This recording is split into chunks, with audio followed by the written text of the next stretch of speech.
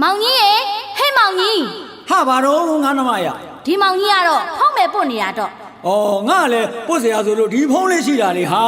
ဒါနဲ့ဘာလို့စိုးခေါ်နေတာတော့ဟာအောင်သိတိစင်တော်မင်္ဂလာကနေတန်းကြားလို့လိုက်ပို့ပေးပါအောင်မောင်ကြီးရဲ့နော်အေးပါဟာဒါနဲ့ရှမ်းပြည်နယ်လာရှိုးမြို့နမ်ခေါ်ကဥပြေဖြိုးကျော်ဒေါ်စောမြတ်နွယ်ဦးစီးတီထောင်နဲ့ရွှေဆယ်စာတိအောင်သိတိစင်တော်မင်္ဂလာမောင်ကြီးသိတာဗောလိုင်းပေါ်မှာနှစ်စဉ်ကထိန်ခင်းနေတာတွေ့လို့မောင်ကြီးတောင်တာရုခေါ်နေရတာငါနှမရအနုပညာသမားဆိုတာပြိတ္တရဲ့လက်ကုပ်တန်ရှိမှပြည့်စုံတာမဟုတ်လားကဲလာ